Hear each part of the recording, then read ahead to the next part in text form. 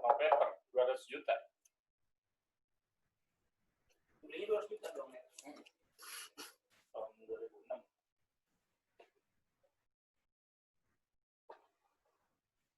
Panas banget kali. Padahal bukan mesin, selang knalpot doang.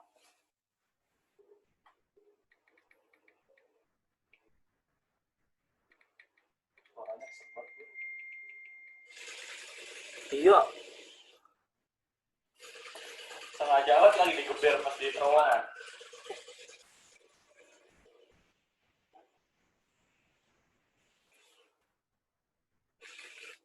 Aduh. Ini lo penyimpanan semua di malam nggak? Internal pun dia? Iya, malam.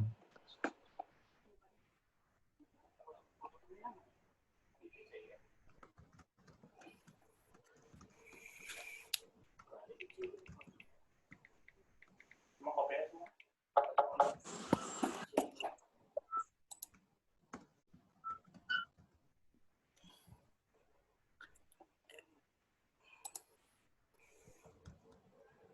Yes.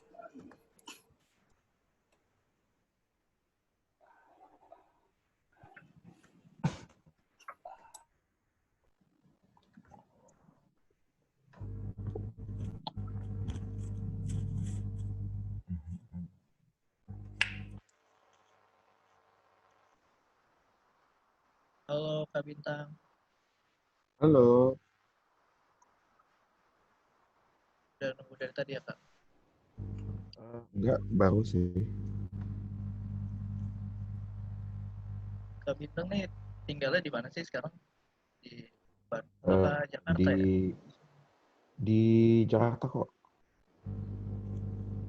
Tapi kuliahnya dulu Unpar kan ya? Iya, baru selesai tahun lalu.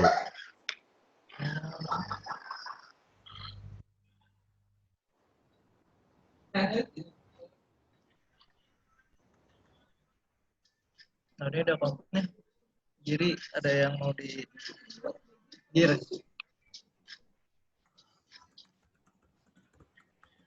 Iya? Bentar ya Kak. Yo.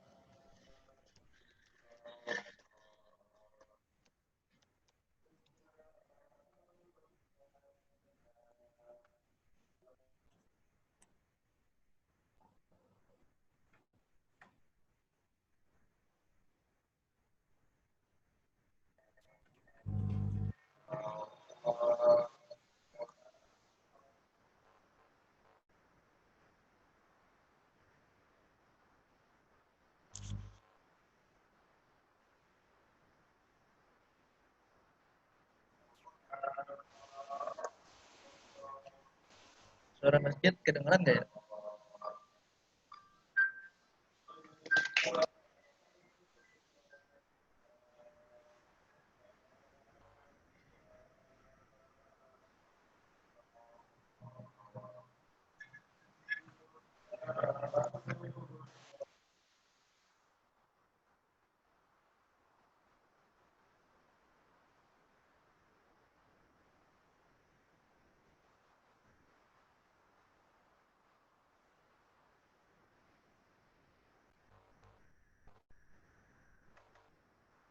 Oh.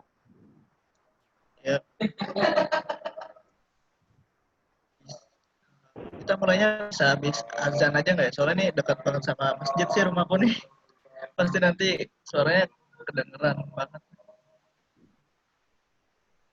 Gimana Kak? Kenapa? Ini kan rumahku dekat sama masjid nih. Nanti ya kita mulai interviewnya sehabis Iya. azan Isya ya. Oke, oke. Soalnya nanti suaranya masuk ke mic. Oke Kak, makasih Kak. Yo.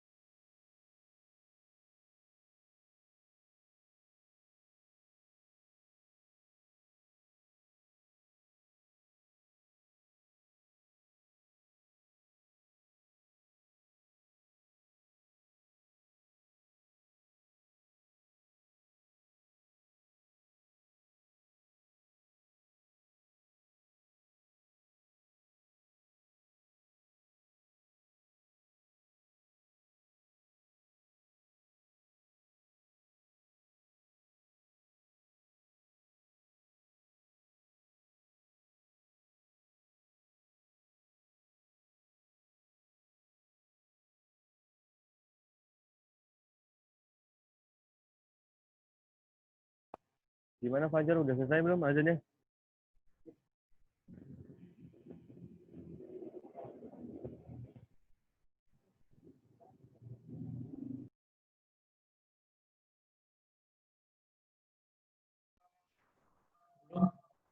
Kedengeran tuh ya? Kedengeran ya?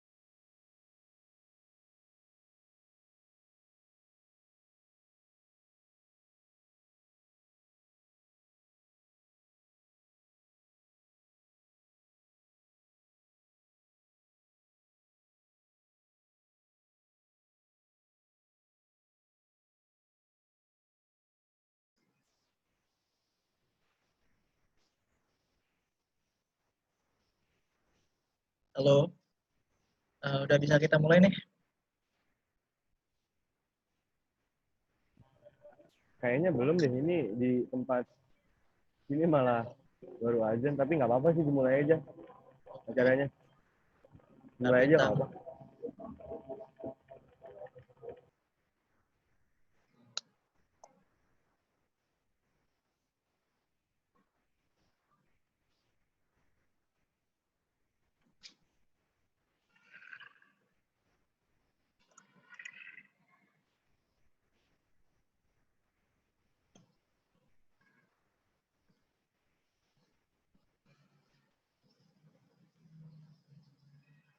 Halo, halo.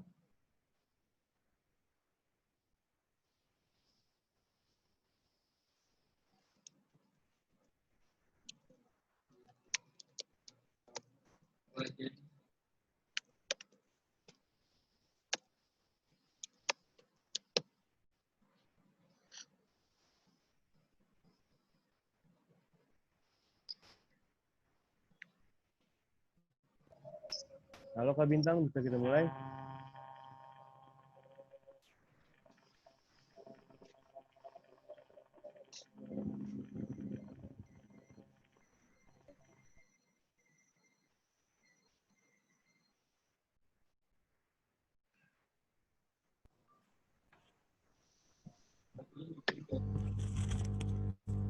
Oke. Oke, kita mulai ya. Mm-mm.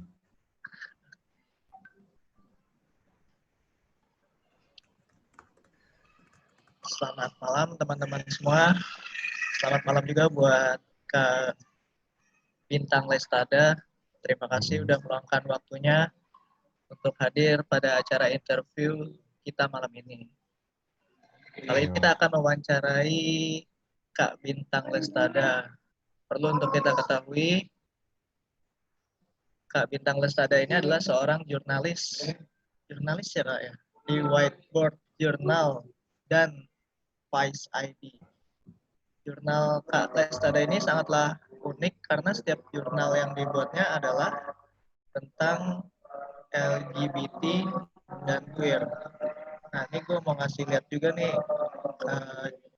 karyanya Kak Bintang.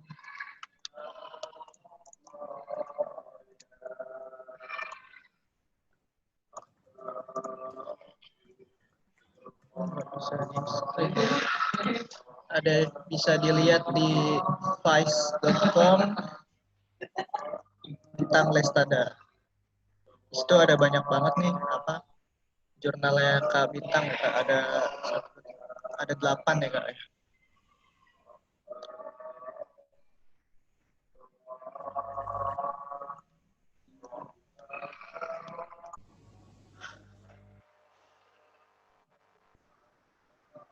Halo Kak Bintang, Ya. apa kabar nih Kak?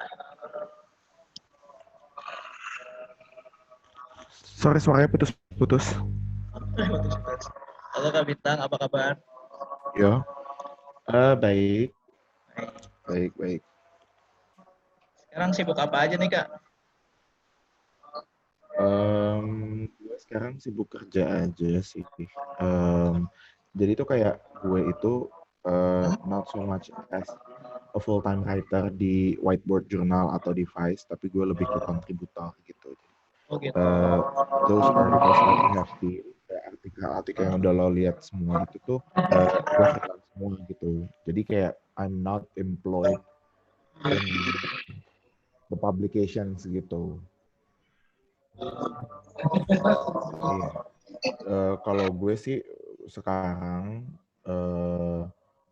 kayak kerjaan gue itu adalah copywriter di sebuah agency, dan gue juga lagi ada kerjaan untuk ngebahas soal podcast di New York gitu pokoknya.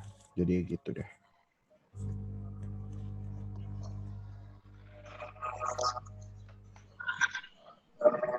Podcast di New York itu tentang apa Pak? Apa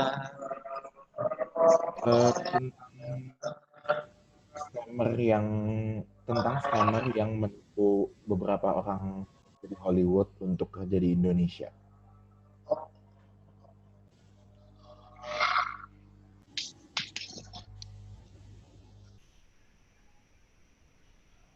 Terus ini yang saya lihat di Vice ini menarik banget nih jurnalnya. Kenapa sih mengangkat unsur tema yang tentang LGBT dan queer?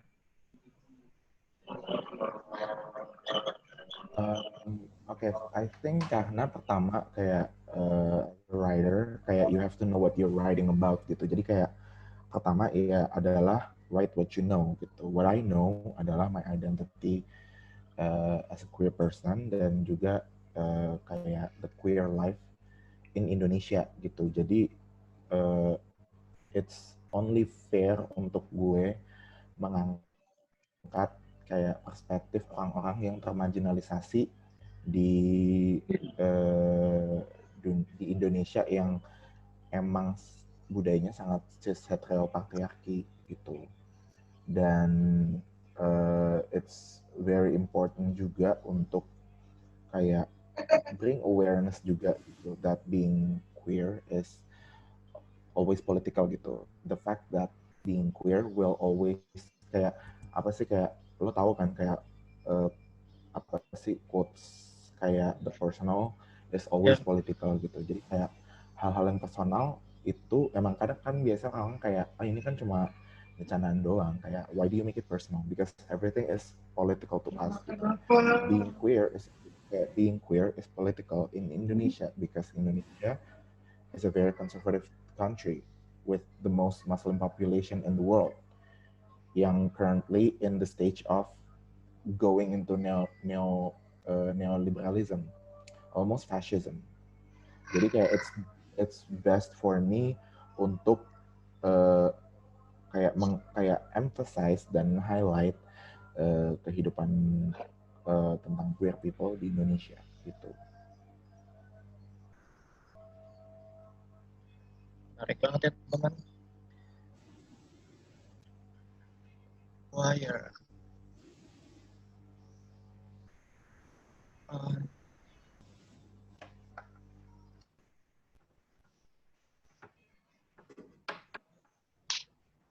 Kak Bintang, ini kan teman-teman kita juga punya pertanyaan nih mengenai queer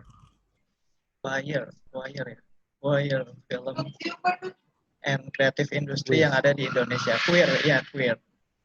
Yeah. Nah, Kak Bintang udah siap belum buat jawab pertanyaan dari rekan-rekan saya? Ya tanya aja dulu, kayak kalau gue bisa jawab ya gue jawab. Oke.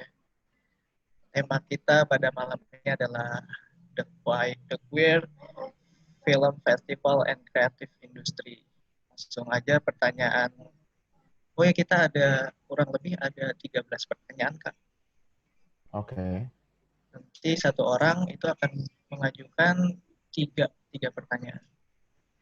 Oke. Kurang lebih Entar 15. kalau pertanyaannya juga dimasukin ke chat aja ya, soalnya takutnya kan ini suaranya putus-putus. Jadi gitu. kayak gue takut akan kedengeran juga gitu. Jadi sambil nanya ya ketik aja juga di chat. Supaya kalian juga ada metode untuk nge-arsip pertanyaan-pertanyaan yang kalian tulis gitu. Oke, Kak. Oke, pertanyaan pertama akan disampaikan oleh Markus Leonardo. Silakan, Markus. Halo, selamat malam Kak Bintang. Malam. Oke, pertanyaan pertama nih ya Kak Bintang ya.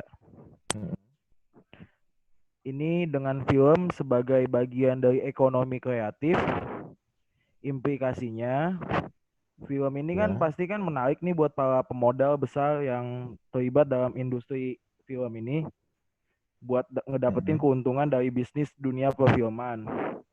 Terus muncul tipe film dengan beberapa karakteristik yang berbeda atau sedikit menyimpang, terutama di Indonesia gitu ya, di perfilman Indonesia.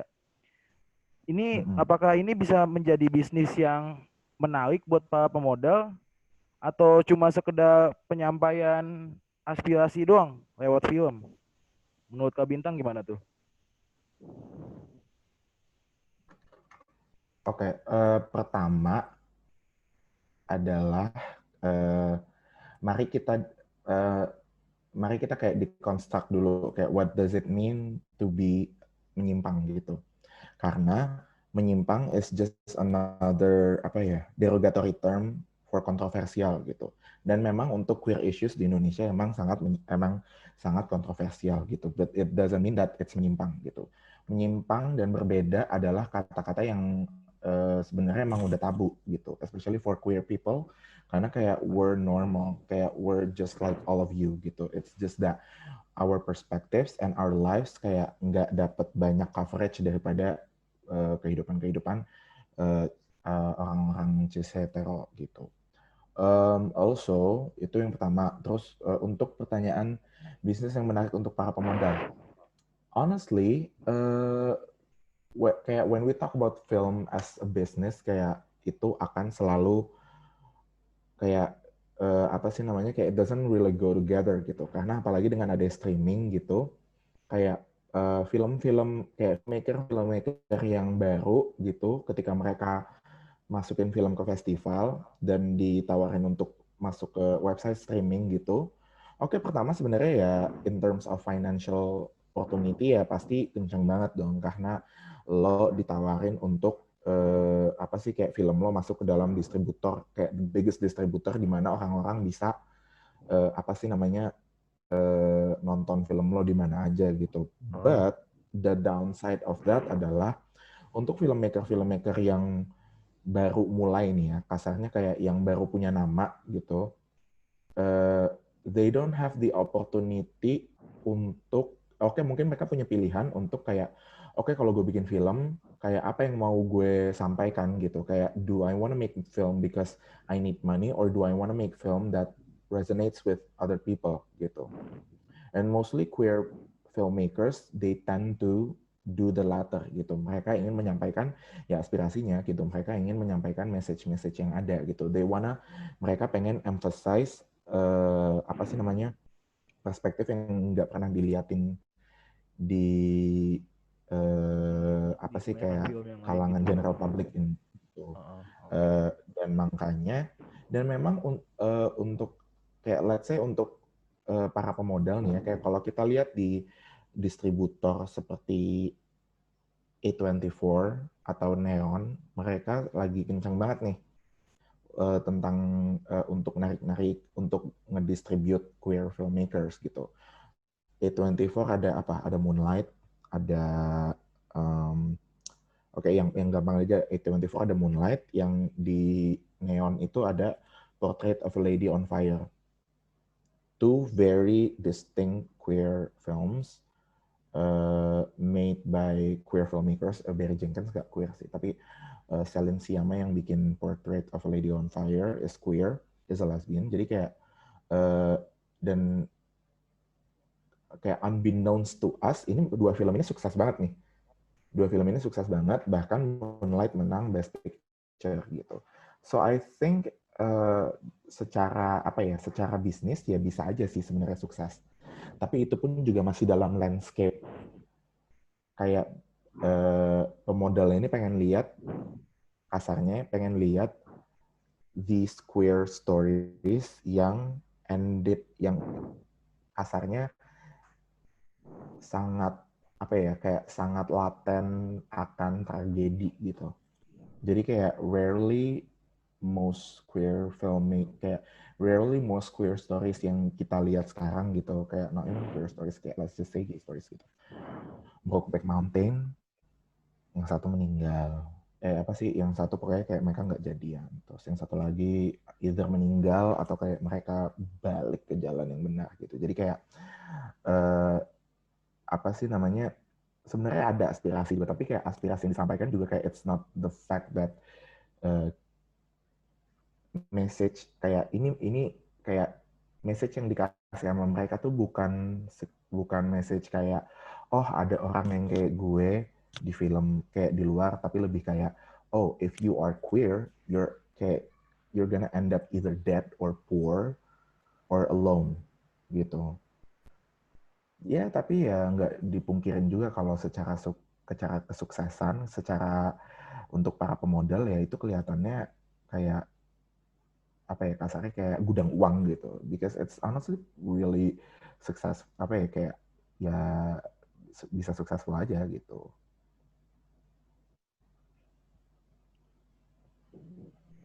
Sudah, Kak?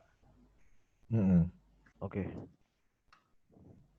Kita lanjut ke pertanyaan kedua ya, kayak. Ya. Oke. Kalau tujuan diadakannya The Queer Film Festival itu apa, Kak? Queer Film Festival tuh udah lama ya. Kayak bahkan kayaknya mereka baru mulai pas gue masih kecil juga. Kayak mulai itu 2001, 2002, 2003 gitu. Jadi kayak honestly gue juga nggak ada pengalaman. Gue nggak tahu banyak. Gue cuma tahu, gue emang tahu beberapa orang-orang yang kerja di situ gitu. Gue kenal sama Medina Putri yang ketuanya juga, sama Naufal Yazid juga, kayak pernah kayak apa sih namanya, tahu juga gitu orang yang mana. Ya tujuannya pasti ya itu ingin apa sih, ngebawa perspektif tentang queer stories di Indonesia gitu. Karena ya nggak bisa dipungkiri juga ya, kayak we exist in this country gitu, kayak sama juga kayak that we exist in every country yang ada gitu. Dan juga kayaknya sebenarnya juga queer stories juga kayak queer film festival juga kayak apa sih namanya, a chance untuk ngebawa filmmaker baru yang dengan storytelling yang lumayan eksperimental atau storytelling yang baru gitu sih. Oh, oke. Jadi kayak necessarily bukan untuk apa ya, karena kalau festival yang kita lihat di luar itu kan emang solely untuk pemodal untuk ngambil kan, karena kayak kalau lo udah masukin film ke festival ya kayak ya kasarnya kayak akan ada auction gitu, kayak production house ini pengen ngambil ini buat didistribute di sini, streaming ini mau ngambil gini-gini. Tapi kalau untuk di Indonesia kayak apalagi Queer Film Festival, ya mereka sih kayak apa ya, kayak mereka kayak ngadain film-film, mereka muterin film just for the sake of ya kita nonton gitu. Karena film-film yang mereka puterin itu biasanya emang udah didistribusi sebelumnya gitu. Jadi ya apa ya, kasarnya festival di Indonesia itu lebih untuk apa ya, memasarkan film-film yang jarang terdengarkan gitu, padahal walaupun mereka udah ada distribusi dan sebagainya gitu. Oh, oke. Jadi emang just for appreciation aja sih. And juga untuk menemukan komunitas aja sih. Oh, ada komunitasnya juga itu ya, kayak gitu ya?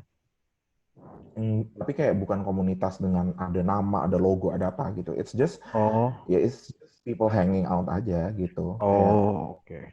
Kayak we're not a partai gitu, kayak we're not kayak kita bukan organisasi, kayak we're just hanging out, kayak smoking, drinking, apalah gitu.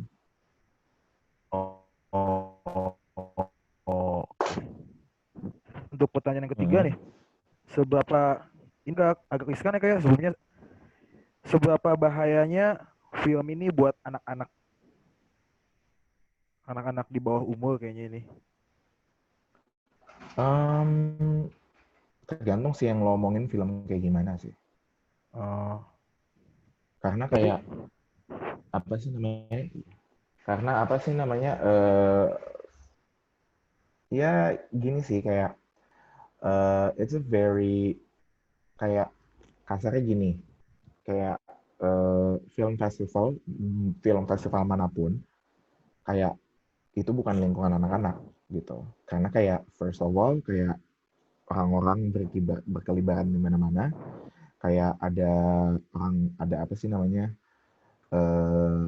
dan juga apa sih namanya, kayak a lot of business talking yang ada itu juga bukan lingkungan untuk anak-anak juga, jadi kayak why not gitu. But kayak if we're talking anak-anaknya tuh kayak umur berapa, 5 tahun gitu, atau umur kayak teenager atau gimana nih, kayak karena konteksnya beda gitu.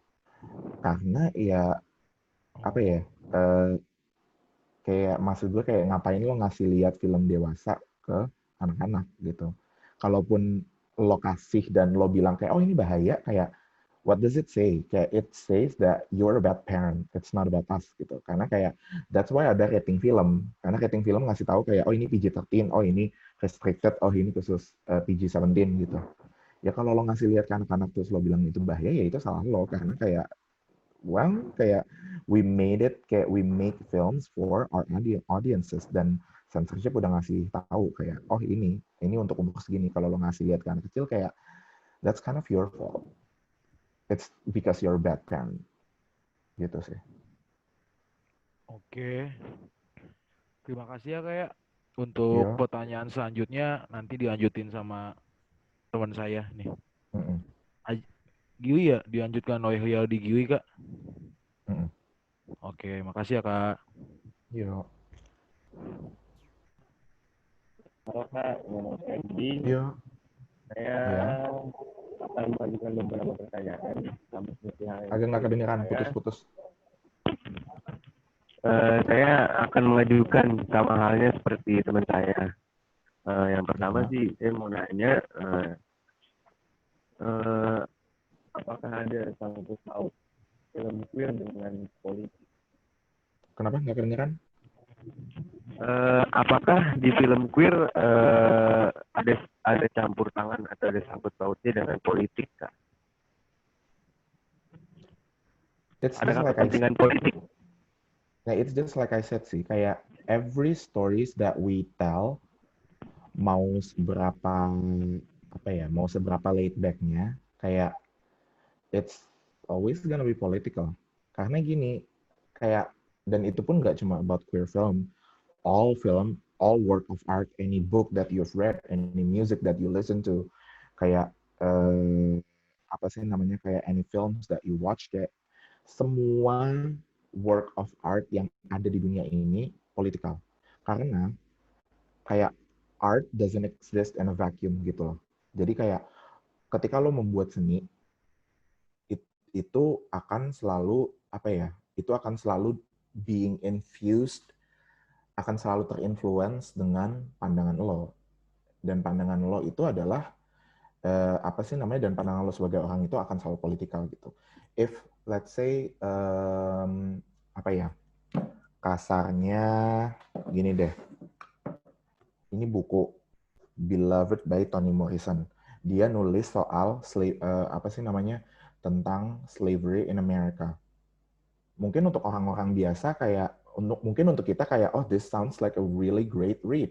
Tapi kalau udah dikeluarin, kalau udah dipublish nih, kayak orang-orang akan bilang kayak oh ini this is a very political book because it talks about racism in America, bla bla bla bla bla bla.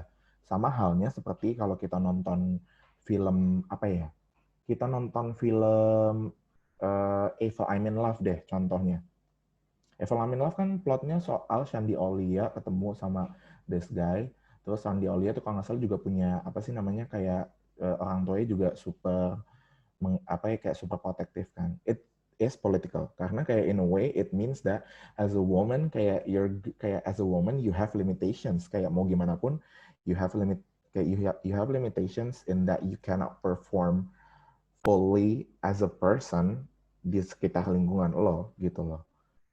Dan walaupun itu rom-com biasa doang, tapi kayak when you see it, ketika lo lihat kayak kalau lo lihat sekarang kayak anjir ini kenapa orang tua Shandy Aulia kayak nggak bolehin dia kemana-mana gitu loh, kayak it's political karena kayak it tells that as a woman kayak you are told to be inferior and therefore ya mau gimana gitu loh. And that's why kenapa terus kayak and yet walaupun orang tuanya dia protektif, tapi dia akhirnya tetap kayak ketemu sama Samuel Rizal terus kayak pacaran or whatever, gue udah lupa. It tells that akhirnya kayak walaupun dia punya orang tua yang protektif, kayak dia akhirnya menemukan otonomi dirinya nih sebagai perempuan yang udah dewasa nih, walaupun dia masih SMA, tapi kayak at least dia udah punya cara pikir sendiri, dia udah punya otonominya sendiri, dan akhirnya dia kayak she's rebelling so that she can be with this guy gitu. Dan juga kayak, dan kalaupun kan ceritanya kalau nggak salah dia juga kayaknya mesti LDR or whatever, and she learned something from this. This is kayak semua yang lo lihat itu juga sebenarnya kalau untuk kita mah kayak this is such a sweet story, tapi untuk orang lain kayak wow, kayak maybe I could be strong like them too. Maka dari itu kayak everything is political. Everything.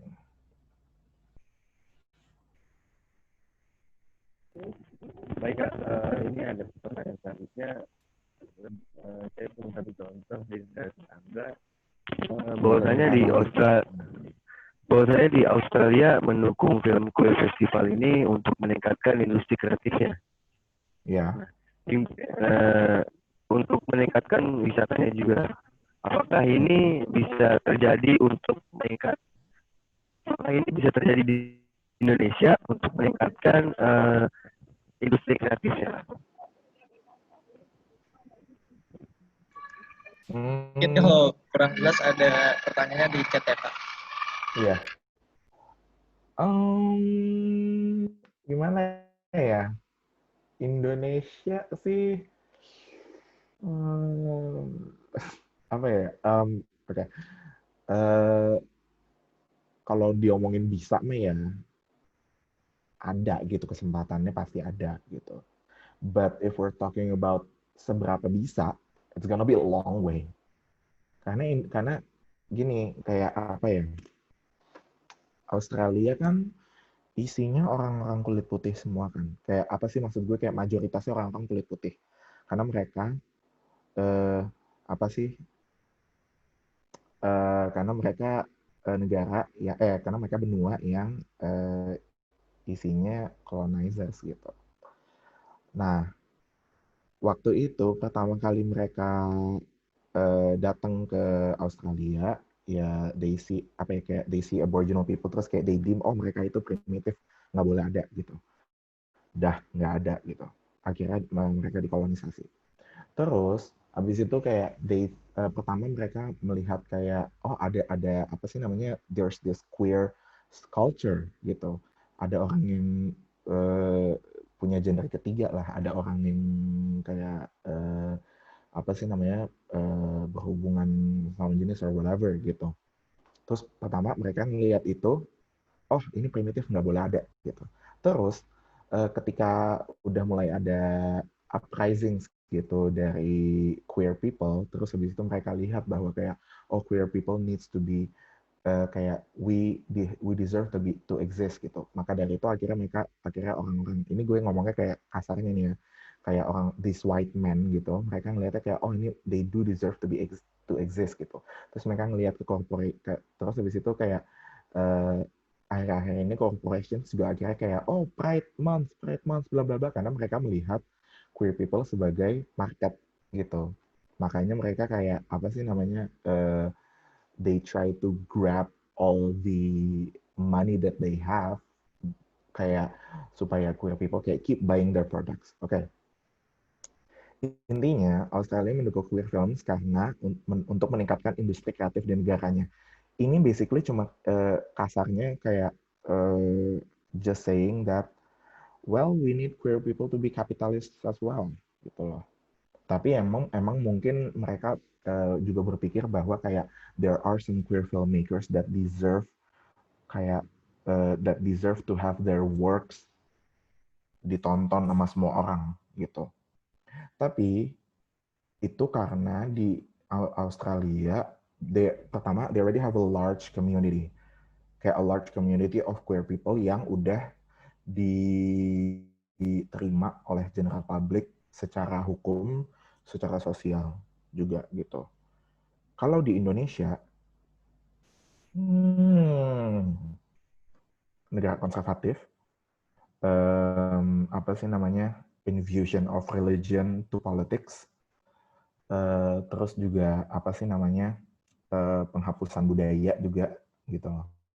Jadi kayak it's a long way juga sih untuk Indonesia. Kita bisa sih ya pasti bisa gitu. Cuma ya it's gonna be a long way karena Indonesia kita itu kulturnya juga inferior gitu loh. Kasarnya kayak ngelihat white people mention Indonesia, kita kayak wow Mr. Bla bla bla bla gitu.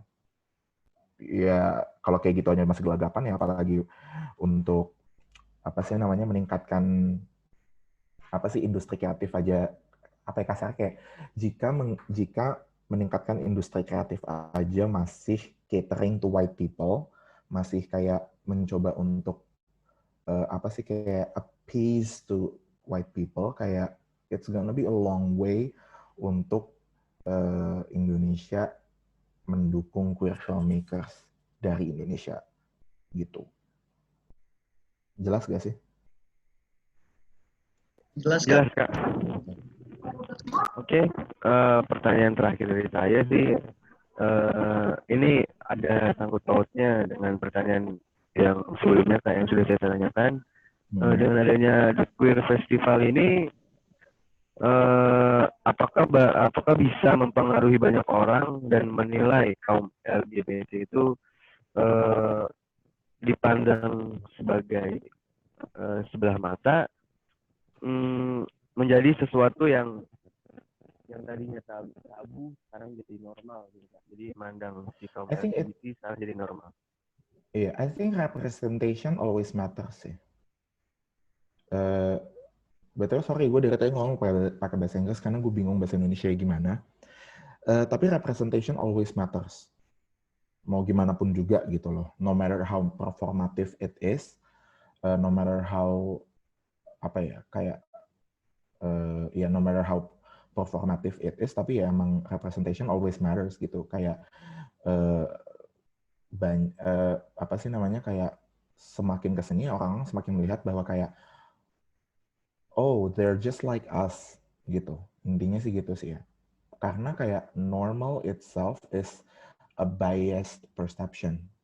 A biased perception yang dikonstruk oleh the ruling class gitu. Kayak the ruling class meaning cis heteropatriarki, white supremacy gitu.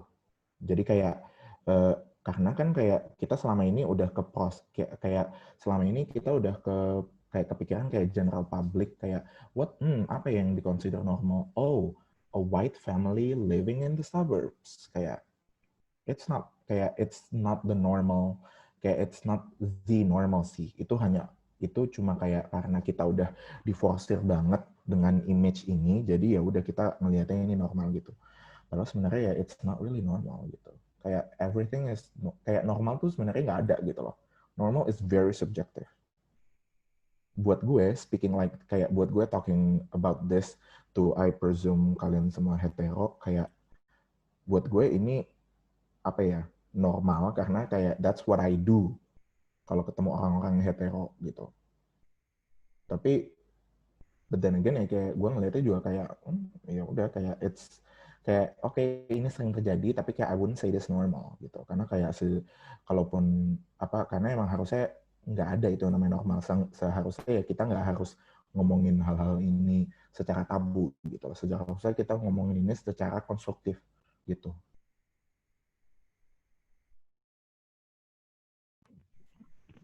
Oke Kak, baik, itu pertanyaan terakhir dari saya. Terima kasih sudah menjawab. Pertanyaan selanjutnya akan dilanjutkan dengan teman saya. Terima kasih Kak. Yuk.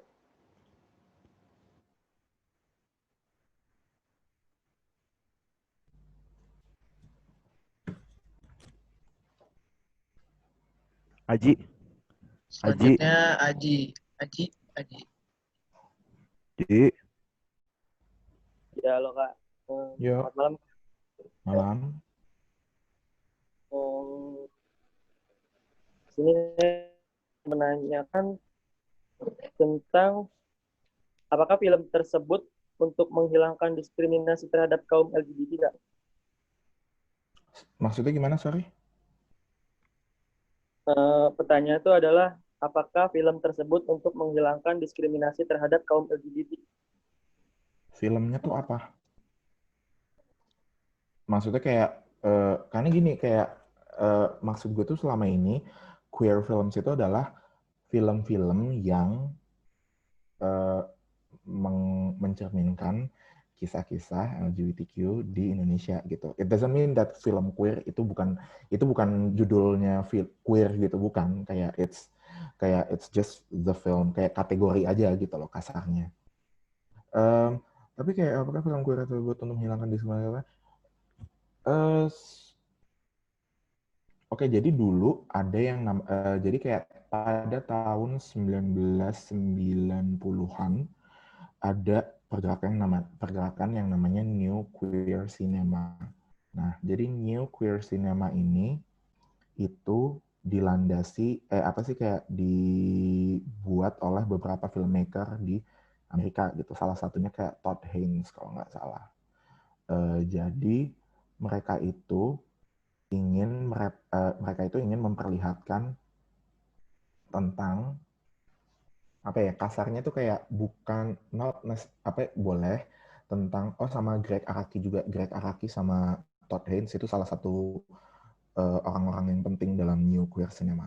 Jadi kayak New Queer Cinema itu hadir untuk subverting the expectations and subverting the image of queer people untuk orang-orang yang awam gitu loh. Kayak does that make sense? Jadi kayak Jadi kayak kalau kayak let's say gini, lo nonton film Pride atau Milk atau pokoknya yang syarat akan pergerakan LGBTQ gitu. It's not queer film gitu loh. Maksud gue jadi kayak queer film buat gue sendiri personal itu adalah film-film yang mencerminkan artistic vision dari queer filmmakers itu sendiri ke film mereka. Jadi kisahnya nggak necessarily tentang same-sex couples gitu, tapi you can see that it's queer gitu. Kayak gue nggak bisa ngejelasin ini dengan teori dengan jelas ya, karena kayak ini tuh kayak sangat teori banget gitu. Jadi kayak jadi dulu New Queer Cinema itu bukan kayak goal-nya itu bukan untuk menghilangkan diskriminasi, tapi untuk kasarnya kayak untuk shock people out gitu loh. Kayak bam, there's this new way of storytelling by queer filmmakers yang sangat punk rock dan sangat politically incorrect, and kayak you guys kayak can either accept it or not gitu. Jadi kayak not necessarily bukan menghilangkan diskriminasi, tapi kayak making their marks in the world. Ya benar. Jadi kayak they want, kayak mereka ingin membuat legacy lah kasarnya. Jadi kayak instead of menghilangkan diskriminasi yang kesannya sangat reformis, mereka memilih dengan cara yang revolusioner. Jadi adalah kayak kayak bam, ini gue ada new way of storytelling. Either you can deal with it or not. If you deal with it, cool. If you're not, ya udah, this is not for you. Gitu. Jadi emang attitude-nya sangat punk rock sih. Oke, Kak. Lanjut pertanyaan.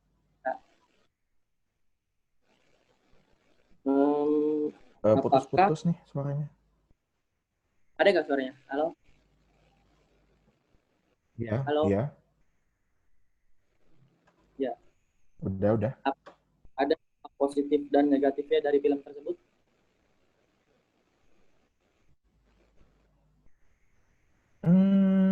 It's always kayak balik lagi sih, kayak positifnya buat gue ya kayak every film, kayak semua kategori film ada positif negatifnya. Rom-com positifnya adalah kayak ini comfort film buat orang-orang, tapi kayak negatifnya kayak it brings out kayak unrealistic obsession about love gitu. Action positifnya ya ini entertaining banget, tapi negatifnya it shows a lot of violence gitu. Tapi untuk queer film gitu, karena kayak gini, kayak queer film itu nggak bisa dikategorikan gitu loh. Jadi kayak sejujurnya nggak bisa dikategorikan, tapi karena kita tinggal di dunia yang sangat obsessed with mengkotak-kotakan hal-hal yang berbeda, makanya queer film ya itu kayak dispesialisasikan sendiri gitu. Tapi buat gue kayak positifnya itu ya adalah kisah-kisah yang sebelumnya nggak pernah kedengeran jadi kedengeran gitu, so it makes people less alone gitu. Tapi buat gue negatifnya adalah sometimes sometimes queer stories get commercialized, dalam artian kayak apa sih, kisah-kisah yang lo dengar itu malah jadi jadi disanitasikan gitu, if you get what I mean. Jadi kayak disensor dengan sangat banyak sampai lo nggak tahu gitu. Karena kayak negatifnya dari queer filmmakers ini, especially untuk orang-orang yang bikin biopic gitu ya, kayak atau nggak usah biopic atau bahkan kayak menceritakan soal kisah-kisah masa lalu gitu. Lo kalau lihat filmnya Stonewall dari Roland Emmerich tahun 2017 kalau nggak salah, itu salah satu queer film yang sangat dikritik oleh banyak queer aktivis dan queer film kritik dan juga film kritik in general. Karena itu nggak menggambarkan sejarah Stonewall dengan benar gitu.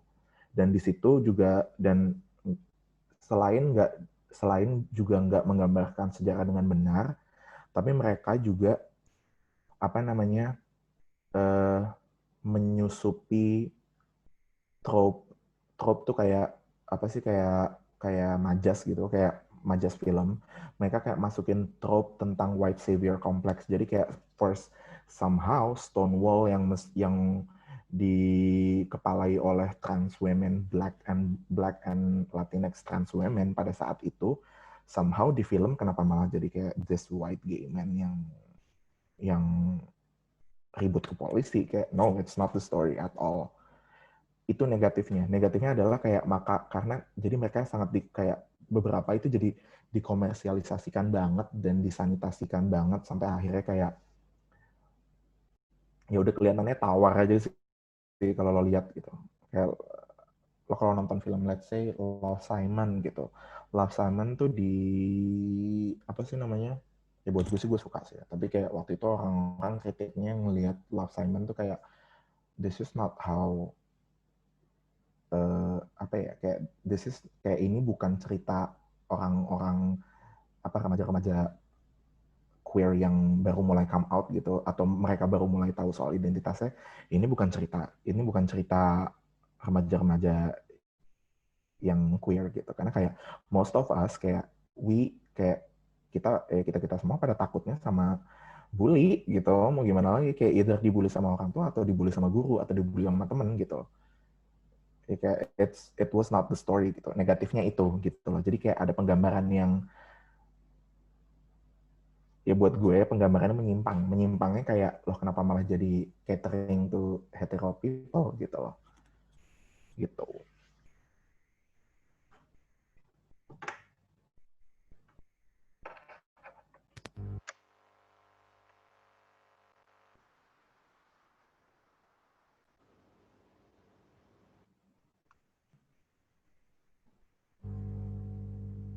Pertanyaan selanjutnya, coba Harry.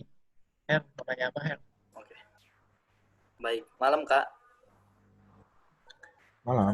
Ya, saya mau bertanya ini sih. Kan tadi kalau di Indonesia itu agak mengkotak-kotakan tentang film queer kayak gini, kayak sekarang ya Kak, kayak film mungkin di Indonesia kayak Kucumbu Tumbuh Indahmu gitu. Kira-kira di Indonesia itu bisa berkembang nggak sih Kak? Jauh lebih dari sekarang gitu film queer itu. Kalau untuk di Indonesia sendiri. Bisa banget. Asal mereka punya distribusi dan finance yang mendukung ya pasti bisa. Cuma sayangnya ya nggak ada gitu, nggak ada orang yang mau bantuin distribusi atau jarang ada orang yang mau bantuin gitu. Maka dari itu kenapa kalau kita lihat queer film yang ada di Indonesia tuh rata-rata produksinya sama orang luar, ya karena mereka yang mau ngasih finance-nya, mereka yang mau distribusi. That's why kenapa nggak ada yang kedengeran di Indonesia. Karena ya bioskop-bioskop sama production house di Indonesia pada takut gitu, karena mereka takut kehilangan duit kalau mereka mainin film-film queer Indonesia gitu ya. Makanya kenapa kita jarang dengar ada film queer Indonesia di sini, ya karena ya diputarnya di luar negeri bukan di sini, ya karena marketnya di sono gitu loh. Makanya kayak Kucumbu Tubuh Indahku tuh kayak lumayan lumayan amazing gitu, kayak lumayan revolusioner karena kayak pertama dibikinnya ya sama Garing Nugroho as you all know, one of the legendary Indonesian directors gitu. Dan juga soalnya yang bikin Kucing Bertubuh Indahku itu sukses adalah karena di situ filmnya itu sangat nyentil kayak sangat nyentil pergerakan G30 SPKI. Karena ngebahas soal, karena di situ kan mereka ngebahasnya soal kayak di situ kan waktu itu kalian udah nonton, ada yang udah nonton belum filmnya? Iya Kak, sempat nonton sih. Udah kan? Nah, waktu itu ada adegan di mana ini cewek, ini kayak guru tari ngajarin karakternya untuk nari. Terus habis itu dia kayak semacam buka baju or whatever, itu juga gue sebenarnya nggak ngerti. Terus habis itu dia ditarik sama orang-orangnya, terus habis itu dibilang geruan nih PKI bla bla bla gitu. Itu ya suksesnya karena pertama kayak kontroversialnya, karena pertama ngangkat soal queer karakter di Indonesia yang apa sih namanya, yang bukan backgroundnya di Jakarta pertama. Terus kedua, itu film period kan, kayak tahun 80-an, dari tahun 60-an bahkan, setnya tahun 60-an. Dan ketiga, tentang G30 SPKI. Jadi ini film tuh juga nyentil Soeharto gitu. Jadi kayak semacam kayak, apa sih namanya, this is what happens to queer people under Soeharto's regime as a president pada saat itu. Suksesnya karena itu gitu loh. Tapi juga kritik ya ada juga.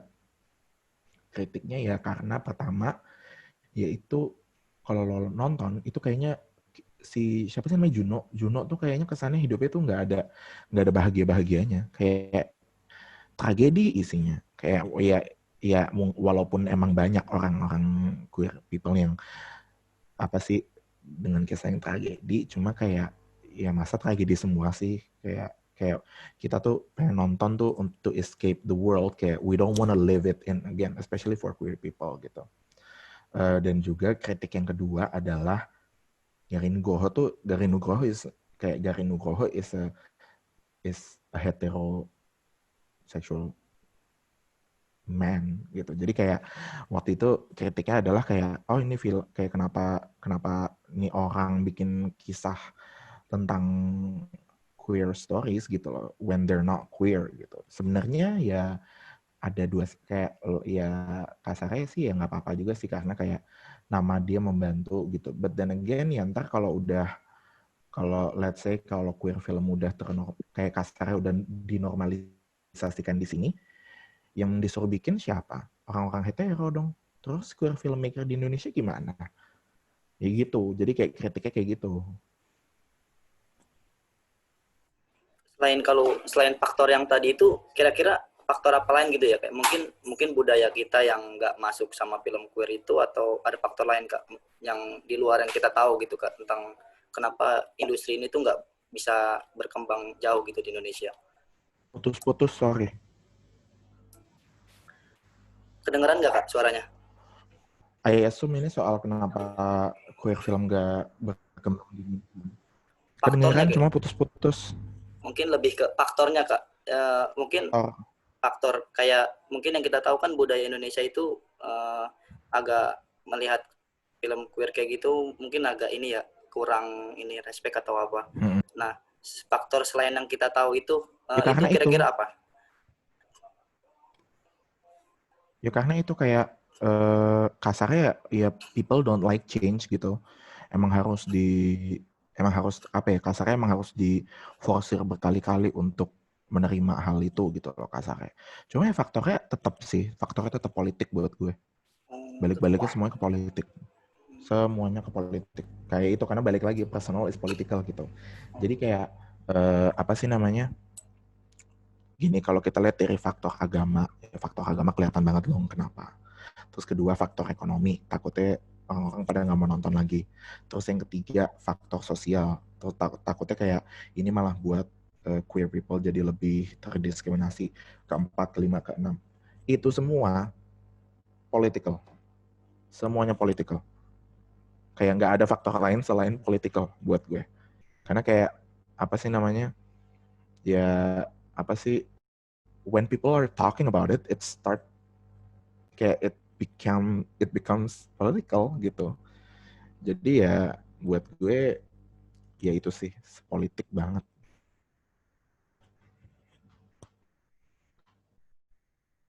Satu lagi Kak, mau tanya. Mm-hmm. Nah sekarang kan kita lihat beberapa tahun ini kayak LGBT itu kan udah mulai berani gitu menyuarakan, dia udah berani keluar, berani menyuarakan aspirasinya lah, nggak seperti dulu-dulu mungkin yang dia hanya diam-diam terus. Berarti kemungkinan ke depannya itu ada kemungkinan besar nggak kalau film queer ini bakal diterima oleh orang banyak gitu Kak? Kemungkinan ke depannya gitu. Pasti sih, pasti. Karena gini, sebenarnya kalau dibilang berani-berani, dari dulu udah berani. Lo kalau lihat ini nih, Queer Indonesia Archive. Oh ya, gue juga lupa ngasih tahu. Gue juga ikutan volunteer untuk organisasi ini, Queer Indonesia Archive, untuk ngebahas soal film-film queer Indonesia. And kalau lo lihat dari situ, queer representation di film Indonesia itu udah ada dari tahun 1971. Sebenarnya udah ada, representasinya udah ada gitu. Dan kalau ibaratnya gini, kalau if we play by the rules of these people yang mengkotak-kotakan genre, kalau ada film action, atau film drama atau apapun, terus ada representasi queer people di situ, buat mereka itu masuk ke queer kategori juga gitu.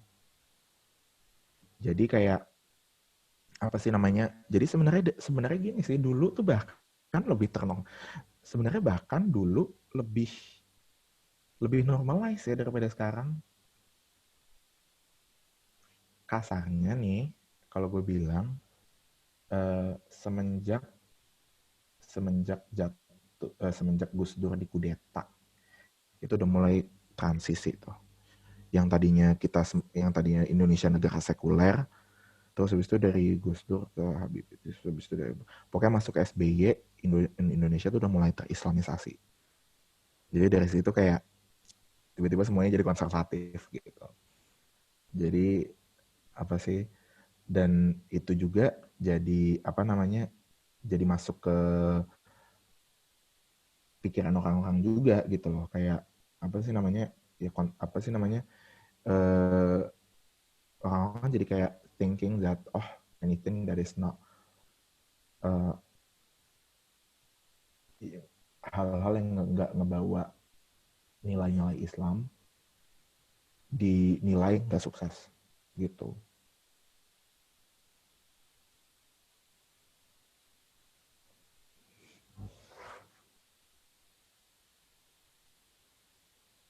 Now why is this not working? Oke Kak, dari saya cukup Kak. Terima kasih Kak, jawabannya sangat.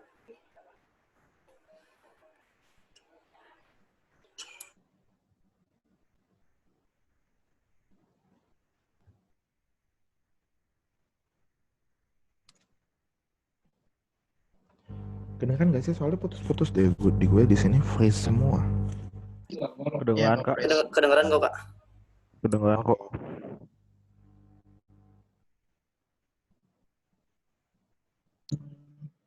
Oke teman-teman, ada yang mau nanya lagi nggak? Apa udah cukup?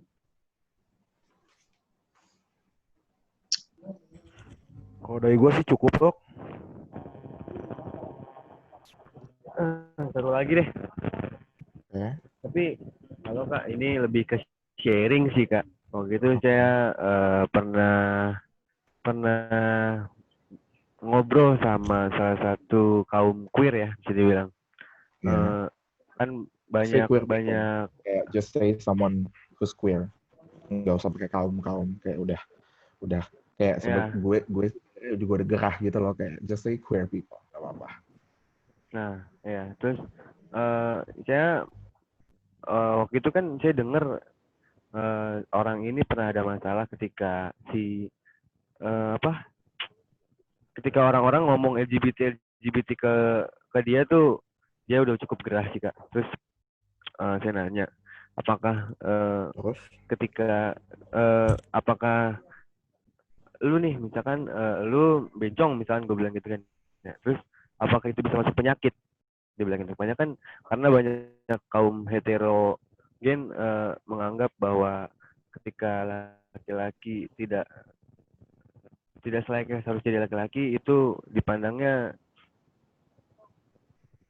melenceng gitu. Apakah itu bisa masuk penyakit? Terus dia bilang penyakit ketika LGBT gitu atau homoseksual itu ketika lu jadi transgender terus apa namanya numbuhin payudaranya misalkan. Terus apakah itu ketika orang yang jadi bencong itu jadi penyakit juga atau enggak sih Kak misalnya? Oke, pertama, I would say that jangan pernah ngomong bencong lagi karena it's a derogatory term. Bencong, banci, waria sih, waria yang paling politically correct. So never say those words again, those two words, bencong, banci, jangan. It's not a disease, it's not a penyakit. It's just kasarnya gini, kayak apa sih namanya? Kayak ya it's in their apa ya, kayak it's who they are aja sih. Ya cuma karena mereka baru tahu, ya that's just itu. Jadi kayak gini, when you grow up you are kayak kita semua itu udah diajarkan untuk to behave in a certain way gitu. Itu karena adanya konstruksi sosial yang sudah dinormalisasikan oleh orang-orang di sekitar kita. Itu namanya patriarki, cis heteropatriarki. Cis itu pokoknya gitu, lalu Google aja, kayak kepanjangan ntar gue. Terus juga it's basically like this sih, kayak lo hari ini jangan, analoginya beda. Ya pokoknya gitu sih, intinya buat gue it's not a disease at all. Kayak it's just the fact that it's a process of coming in aja. Jadi kayak coming in itu meaning kayak, oh, I'm not straight. Oh, I'm not gay. Oh, I'm not what gitu. Oh, I'm not a girl. Oh, I'm not a boy gitu. It's just a process aja sih. It's not a disease. It's never a disease. Itu hanyalah propaganda saja dari cis heteropatriarki, white supremacy, religious extremists. Gitu. Karena kalau kita lihat, kayak karena gini argumennya, kalau kita ngomongin soal argumennya kayak, oh ini dari barat gitu. No, not at all. Karena kayak di Indonesia, it's been here since forever. Kalau lo lihat kaum bisu di Banten, Jawa Barat, gue lupa, kaum bisu di Banten itu suku bisu gitu. Mereka recognize adanya gender ketiga. Mereka ada cewek, ada cowok, ada gender ketiga, gue lupa namanya apa. Tapi di situ intinya kayak they are not a woman nor they are a man. Dan di situ mereka dilihat jadi figur yang paling tertinggi secara kelasnya. Ibaratnya dilihatnya kayak mereka tuh ibaratnya kayak kiainya gitu loh. Kayak pastornya gitu. Pokoknya yang apa sih, yang paling bijaksana dari semuanya gitu. So it's not a disease gitu. It's never a disease. Makanya kayak this is what I'm always trying to, makanya kayak kalau ada orang yang nanya kayak gini ke gue, kayak it's very important to me to say kayak when you encounter queer people, kayak just treat them as you would to other people as well gitu loh. Kayak jangan kayak apa sih namanya, kalau lo nggak tahu banyak hal, kayak you can always Google gitu. Karena kayak for some people untuk menanyakan for some queer people kayak untuk mereka harus menjelaskan over and over and over again tuh kayak it can be emotionally tiring, it can be mentally draining gitu loh. Dan juga kayak apa sih namanya, that's why kayak we encourage, makanya kayak kenapa hal ini kayak ada queer films dan sebagainya, it's a way for us to tell you that this is my story nih, kisah gue tuh kayak gini gitu loh. That's why this film exists, supaya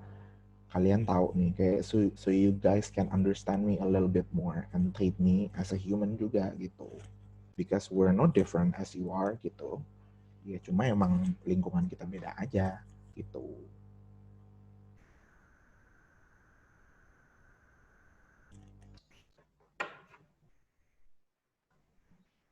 Gimana Gir? Udah cukup Gir? Sama jawabannya Kak, terima kasih ya Kak. Kak Bintang. Sangat Yuk, sama-sama.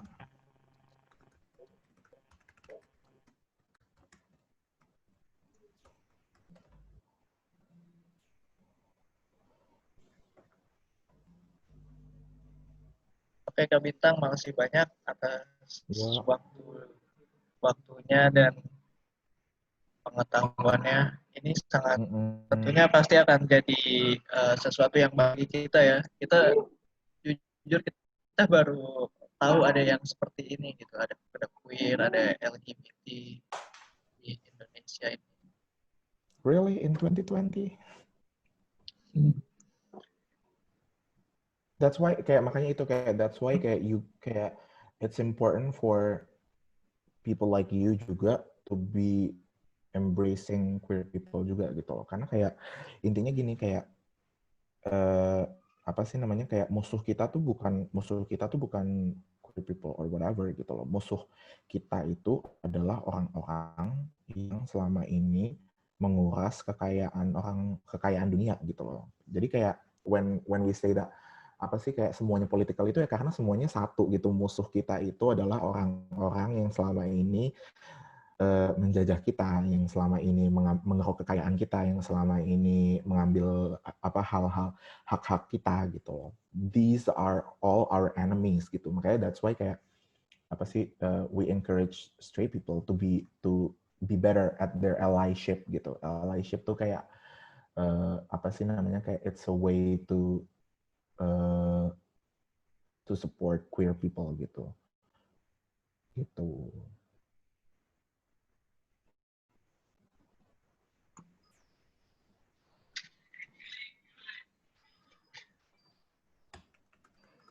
Oke teman-teman, ada pertanyaan lagi? Nggak ada ya? Cukup dok, cukup. Oke. Nah, Bintang kita tutup aja ya. Iya. Wawancara kali ini. Oke, terima kasih banyak Pak Bintang. Sukses selalu. Selalu jaga kesehatan. Terima kasih Kak Bintang. Terima kasih Kak Bintang. Iya, sama-sama. Terima kasih atas partisipasinya. dalam karirnya. Foto dulu kali.